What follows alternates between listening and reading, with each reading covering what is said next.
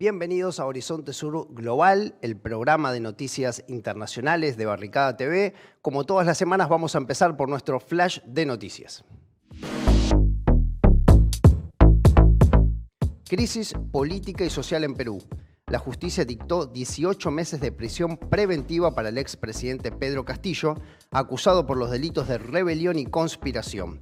De esta forma, el juez Juan Carlos Checkley dio lugar al pedido de la Fiscalía, sosteniendo que hay peligro de fuga y de obstaculización por parte del maestro rural. Mientras tanto, el Poder Ejecutivo, en manos de Dina Boluarte, decretó el estado de emergencia por 30 días y desplegó al ejército en 15 provincias del país. Ya son al menos 18 los fallecidos durante las protestas por la represión policial. En las movilizaciones se exige la convocatoria a elecciones anticipadas para 2023, la liberación de Castillo y el reemplazo de todos los miembros del Congreso. Se aprobó la reforma tributaria en Colombia. El presidente Gustavo Petro consiguió aprobar una de sus principales promesas de campaña. Según el mandatario, esta iniciativa, que entrará en vigencia el 1 de enero, reducirá la desigualdad en el país. Los cambios impositivos generarán una mayor recaudación, la cual se utilizará, según el oficialismo, para una mayor inversión social. Los principales ejes del aumento del gasto serán educación, salud, protección del medio ambiente y reducción del hambre y la pobreza. Partidos hicieron el Acuerdo por Chile. Se pactaron las condiciones para el inicio de un nuevo proceso constituyente que estará a cargo de dos organismos, la Comisión Experta y el Consejo Constitucional. La primera estará compuesta por 24 miembros elegidos por el Congreso.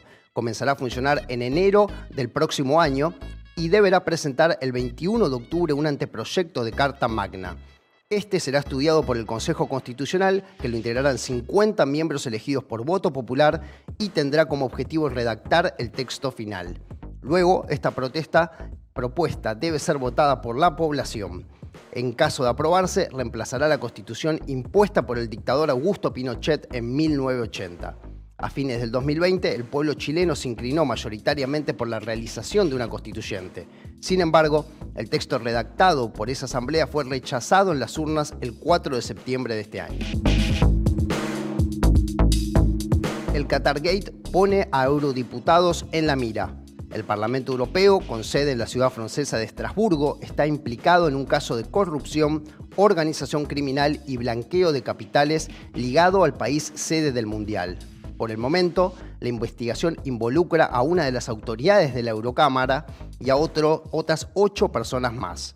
La vicepresidenta griega Eva Kaili fue destituida de su cargo y se encuentra detenida junto a 3 personas. Según la Fiscalía, existen indicios de que Qatar pagó grandes sumas de dinero y que se ofrecieron regalos a terceros que gozaban de una posición política y estratégica en el Parlamento Europeo para ser beneficiado con sus decisiones. Líbano continúa sin presidente. En la primera vuelta de la sesión parlamentaria participaron 109 legisladores, mientras que la segunda vuelta perdió quórum debido a que varios diputados abandonaron la sala del Parlamento. El principal candidato, el diputado Michel Moawad, obtuvo 38 votos, lejos de la mayoría necesaria.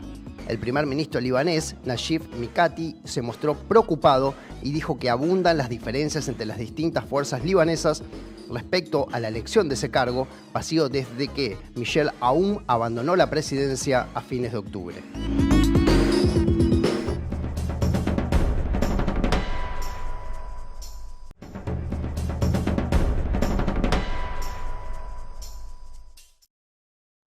Vamos a hablar en este programa sobre la situación de Julian Assange, el periodista australiano y creador del sitio Wikileaks, que ya lleva más de 12 años privado de su libertad. En junio de este año, el gobierno británico autorizó su extradición a los Estados Unidos y por estos días lo que se está esperando es que la justicia británica responda al pedido de apelación presentado por los abogados de Assange justamente a este pedido de extradición que hay en su contra. Recordemos que el gobierno estadounidense lo acusa de haber violado la ley de espionaje y la ley de abuso y fraude informático.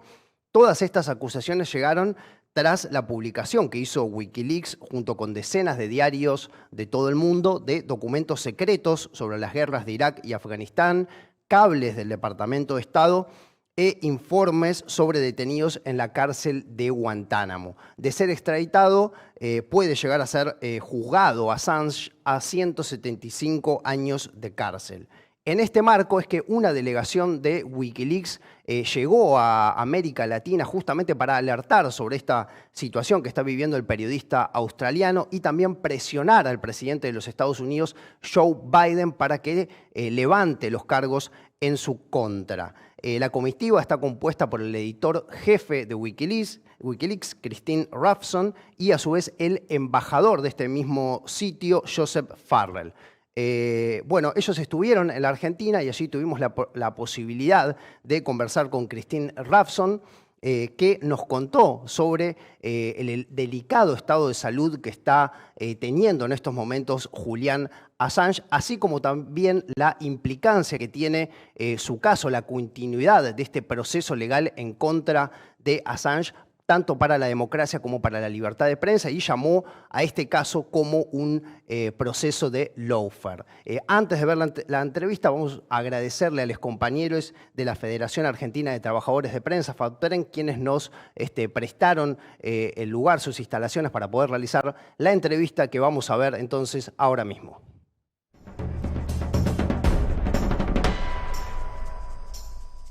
Empiezo por preguntarte, tomando en cuenta, bueno, obviamente la repercusión de tu viaje acá a Latinoamérica y la situación de Julian Assange, bueno, saber cómo se encuentra él, en qué estado está, si lo pudiste ver últimamente, cómo está él tanto físicamente, mentalmente.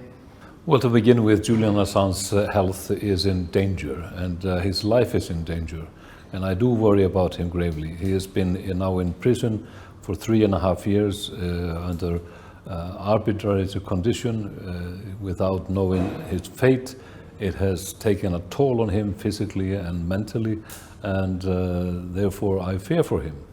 So the reason why we are here in the region is precisely this. It is because that I fear for his life, and I fear that his legal avenues to stop the extradition to the United States, where he is facing an end-of-life situation, is to come to this region to get political and cross-cultural support for Julian, to appeal to the Biden administration in the United States to stop the case against Julian Assange. And therefore we are here in the region on this tour, meeting the important leaders of the countries in the region, the President of Colombia, Gustavo Petro, President-elect Lula in Brazil, and we came then here and have met President Fernandez and Vice President Cristina, and have on all places gotten very strong support for our mission. And these presidents have assured us that they will assist in urging the Biden administration to drop the charges against Julian Assange. Perfecto. Le preguntaría en qué estado se encuentra ese juicio de extradición, si nos puede decir qué decisión se está esperando ahora. At this very moment we are waiting for a decision by the High Court in London whether they will allow Julian Assange to appeal the extradition decision that he has already had. It has been taking very long to get the answer. It might come tomorrow, it might come in the new year, but if the High Court says, no, we will not give you a chance to an appeal, which would be scandalous in itself, Julian is running out of options. So therefore it's very important to take political actions to stop this, because I don't have any faith in the legal avenues in the London courts. So if the appeal court says no, we'll not hear the appeal. If the Supreme Court in the United Kingdom says no, there is nothing for us to discuss here. If the European Court of Human Rights says no, we will not hear his case. Or even if they do, the United Kingdom government might decide to disregard any decision by the European Court of Human Rights, because we know they want to get out of that system as a post-Brexit measure. So we are at the end of the road, but we're still waiting in this long process which has been dragging on for all these years and I call it the punishment of Julian Assange through process. It's one avenue of lawfare. Sabemos que si él es extraditado puede llegar a ser condenado a 175 años de cárcel. A su vez también han hablado de las condiciones en las cuales podría llegar a ser detenido. ¿Podés contarnos un poco de esto, de esta situación, si llega a ser extraditado Julian Assange? Well, it is the evaluation of very distinguished medical or psychiatric experts in London, which has been presented to the court, that if Julian is extradited, he there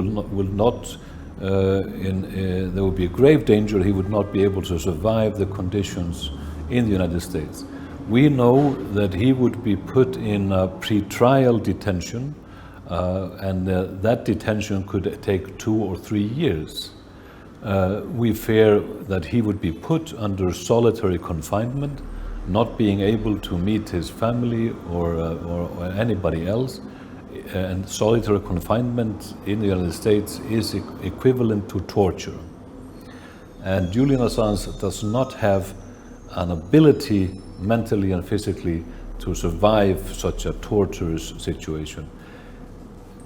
The entity, the organization that can demand solitary confinement is the CIA.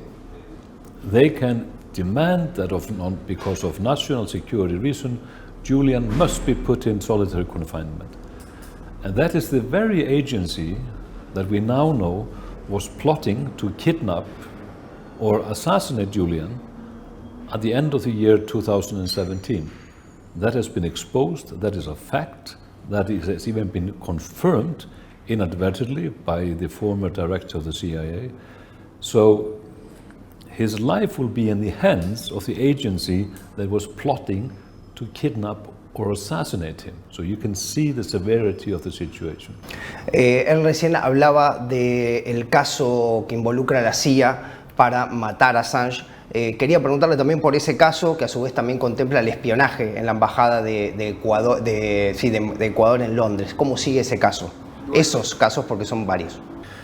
Well, the case actually against the company that spied on Julian in the Ecuadorian embassy on behalf of the CIA is in the courts in Madrid, because the company was Spanish, and so the Madrid authorities are now taking up the case against the individuals who were selling out Julian for money, basically.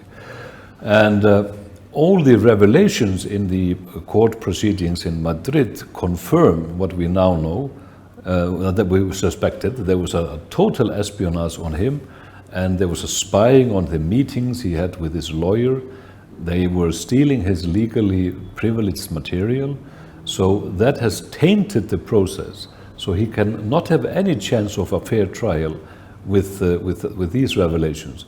And the evidence in the Madrid court is very strong. It is even based on 2 protected witnesses who were former employees of that security company that was working as cronies of the CIA.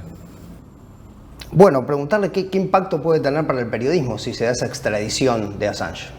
It will have a terrible impact and a devastating one. And that is the reason why all major human rights organizations, press freedom organization, and every organization that cares for freedom of expression and freedom of speech, and even future of democracy, is now siding with Julian Assange. If he is extradited, it means that not a single journalist anywhere in the world can be safe from a similar fate.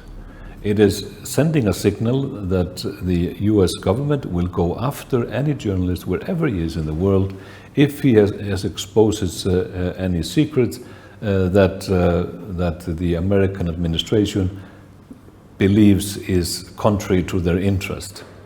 So it is criminalizing journalism. It is saying that journalists who do their job as they are supposed to by exposing wrongdoing of government are spies that can be hunted down anywhere in the world. So it's a very grave situation, and this is the reason why we have this strong support now and growing support for Julian, and in the urging the Biden administration to end this political persecution, it will have such a grave implication because it's much more than just about Julian Assange. It's about the underlying principles that are at stake here. Nos contabas anteriormente de tu encuentro con Lula, con Gustavo Petro, bueno, ahora con Alberto Fernández y con Cristina. Consultarte qué compromisos te llevaste de estos presidentes. Well, I'm taking away from these meetings here in the continent that these presidents and other entities that we've talked to are willing to unify their voices into a unified approach. So that will be extremely powerful and strong if these individuals, these world leaders will send a unified signal to the Biden administration that this must end.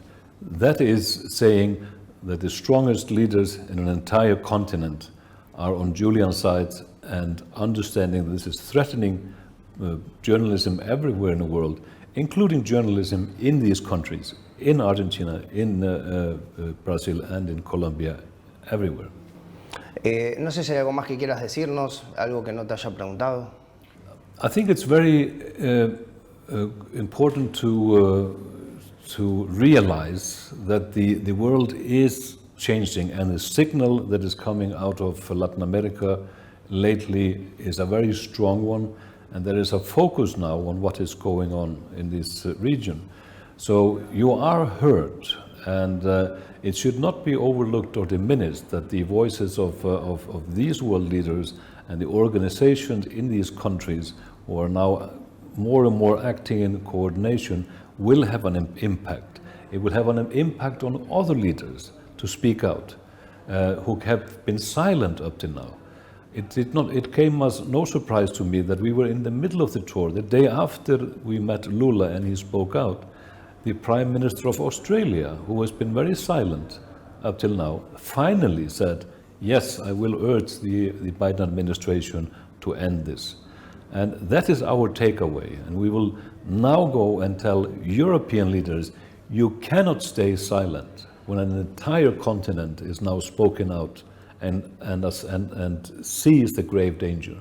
So it is the accumulation of the snowballing effect that will, in the end, bring Julian's freedom, and which we hope that will be very, very soon.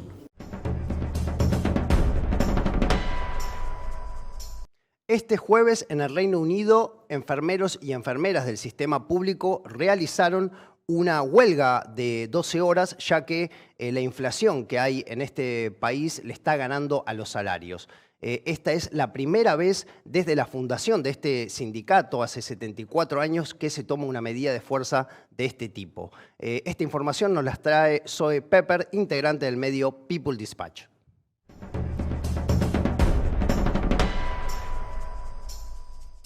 Hola, muy buenas noches. Muchas gracias por recibirme en este espacio. Hoy vamos a hablar del paro de los enfermeros y las enfermeras del Sistema de Salud Nacional en Reino Unido, el Sistema de Salud Público. Es la primera vez que ese cuerpo de trabajadores de salud van a huelga por 74 años. Entonces, digamos que es un hecho histórico lo que vimos hoy en hospitales y centros de salud en todo Inglaterra, Gales y el norte de Irlanda.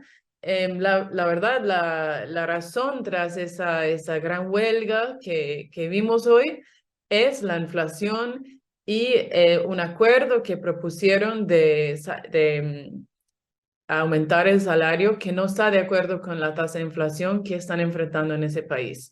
Entonces tomaron esa decisión histórica, dadas las condiciones que, por un lado, las personas, las profesionales de salud, no están pudiendo, por ejemplo, pagar sus gastos cotidianos de gas, de comida, de todo. Han visto un aumento, por ejemplo, del gas de cocina de doble.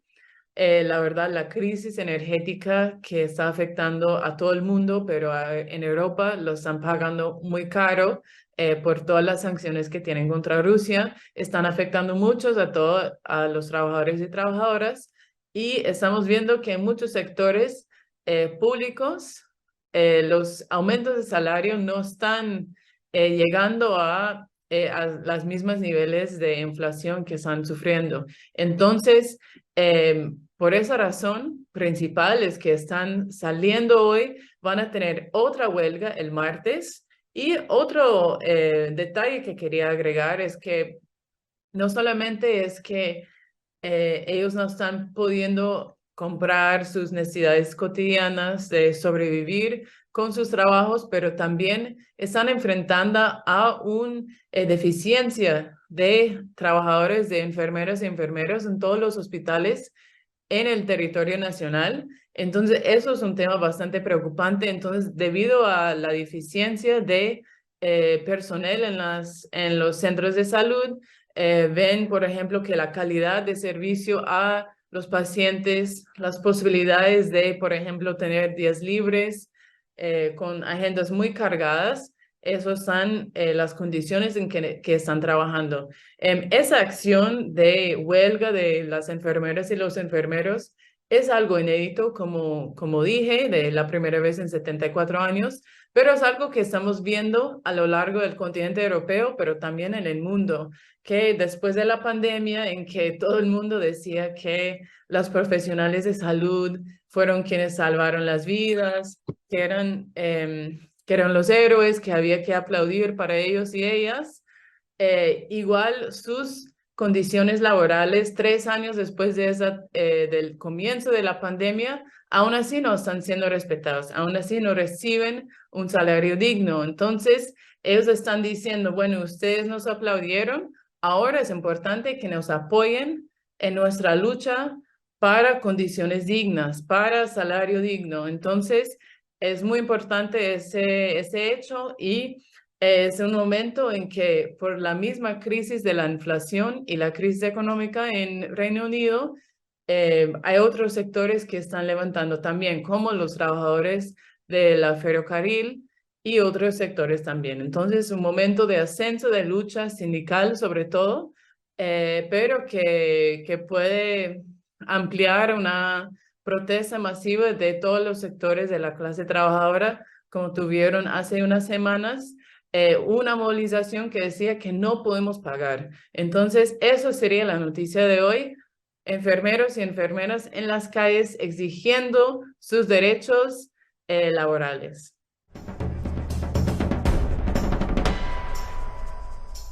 De esta forma llegamos al final de un nuevo programa de Horizonte Sur Global. Les esperamos el próximo viernes a las 22 horas con mucha más información.